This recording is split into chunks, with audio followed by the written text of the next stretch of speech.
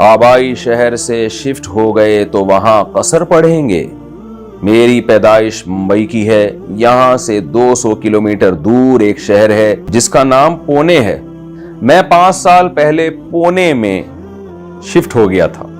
अब वहां मेरा बिजनेस है और यहीं रहने का इरादा है, लेकिन मेरा जाती घर यहाँ नहीं है। जाती घर बंबई में है, जो हमने किराए पर दिया हुआ है। मेरी अहलिया का मैके भी बंबई में है। अब जब हम मुंबई आते हैं तो हमें कसर नमाज पढ़नी होगी या पूरी नमाज पढ़नी होगी? वसीम साहब इंडिया से।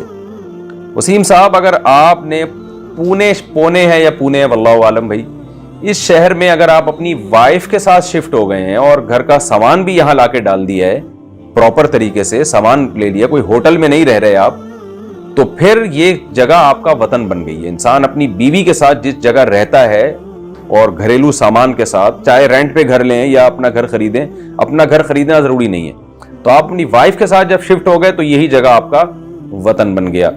और उसमें अगर आपने जो मुंबई से आपने अपना सामान सारा यहाँ शिफ्ट कर लिया है, तो फिर अब मुंबई जब आप जाएंगे तो वो जगह फिर आपके लिए मुसाफिर वाली जगह कहलाएगी। और अगर सामान शिफ्ट नहीं किया और ना नियत आपने चेंज की है, सामान वहां भी पड़ा है यहाँ भी पड़ा है, आपने दोनों जगह रहने का इरादा, कभी यहाँ कभी वहां, तो बीवी के साथ दोनों जगह ही रहते हैं आप, तो दोनों जगह आपका वतन कहलाएंगी।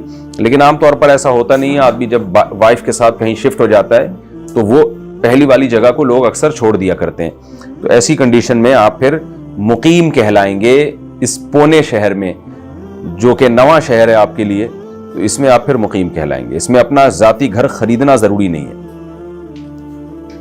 और अहलिया का जो बंबई में मैके है, तो इससे भी कोई फर्क नहीं पड़ता। बीवी अपने शौहर के साथ जहां रहती है वो उसका घर कहलाता है। शादी के बाद लड़की का घर शौहर का घर कहलाता है, माँ बाप का घर लड़की का घर नहीं कहलाता।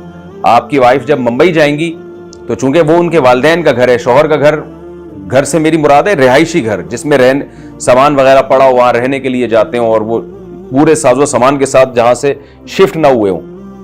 तो जब वो मुंबई जाएंगी तो चूंकि शौहर का अगर वतन नहीं है वो, तो फिर अपने माँ बाप का शहर होने से वो औरत का शहर नहीं कहलाएगा। तो वहां आपकी वाइफ अगर 15 दिन से कम ठहरती हैं तो सफर वाली नमाज पढ़ेंगी।